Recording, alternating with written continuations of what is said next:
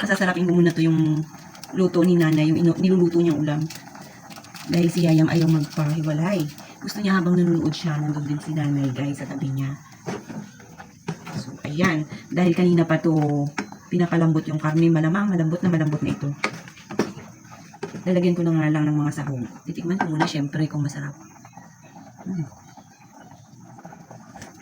Oh, it's so maasim.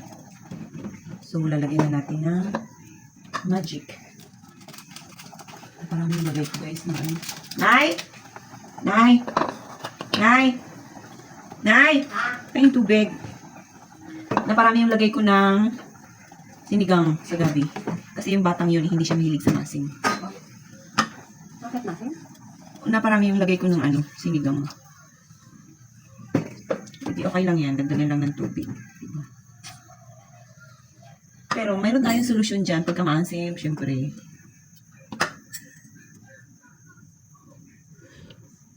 Habang nagluluto tayo, sasabayan natin ng kape.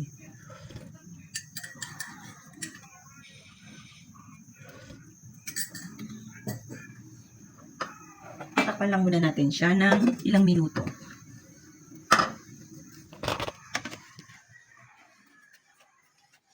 Ba, meron pang ano, itlog. Itlog guys. Hindi na kami nakakaluto ni nanay ng cupcake. Sobrang busy guys. Sobrang busy. Sarap na ulam ko kagabi ha. Vegetables. Mga gulay-gulay sa paligid. Pero binili ko yun. Hindi ko yun kinuha sa paligid guys. Kasi late na ako dumating kagabi. No time. Wala na akong oras para manguha sa mga paligid ng mga gulay. Pero mayroon naman dyan. Ang ginawa ko, bumili lang ako. Pero pagka, syempre, mahaba ang time natin na mag-iikot-ikot at makikita pa natin yung ating mga kukunin, go, go. Go, go, go, go. Salin muna natin guys yung tubig. Tubig para sa ating paligo. Mainit. Uy, meron na. Ano na si nanay. Very good, very good. Maliligo na lang tayo. We had the right love at the wrong time. Tignan natin kung meron pang kung meron pa silang mga stock dito sa ref guys. Para pag uwi natin mamaya, mamimili na lang tayo kung anong kulang. Meron pa naman kasi kahapon.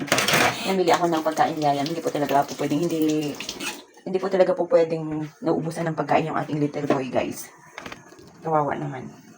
Kaya every uwi ko talaga yan guys. Kasi umuwi ako ng tanghali, hapon. Basta may mga bitbit lang. So yan. Ilagay ko na yung nag-iisang sili. Alam nyo naman di ba pag may baby tayo bawal ang sili. Dahil hindi siya mahilig sa anghang. Anghang, maano pa rin. Tawag dun guys. Nawawala na ako sa sarili ko. Mahina na yung loading na aking utak.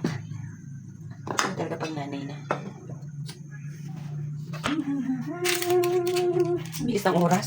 Mamaya konti, maliligo na naman. Pero nakaready na yung paligo ko guys. Tatapusin ko na lang ito yung aking pagluluto ng ulam. Dahil si nanay, ibisi doon kay Yayam sa pag-aalaga. Lambot na to eh. Alam niyo ba guys, yung mga gamit namin dito, parang nagpapapalit na. Nakakanda sila na yung mga niya, takip. Medyo matagal-tagal na nga rin naman. 5 years. 6 years. Ganun. Pero yung iba dyan guys, gamit pa yan doon sa kantin dati. Nang may kantin pa kami. Gusto ko talaga yung nagluluto. Alam niyo yun guys, parang doon lumalakas ang katawan ko pagka may ginagawa. So yummy. Lambot na siya. Malambot na. Yan. Kailangan durugin natin para sarap. Durugin natin yung gabi. So ayan. Pwede na to guys. Lalagay ko na yung ating king kong. Alam niyo yun, yung king kong. Lalagay ko na yung kangkong natin.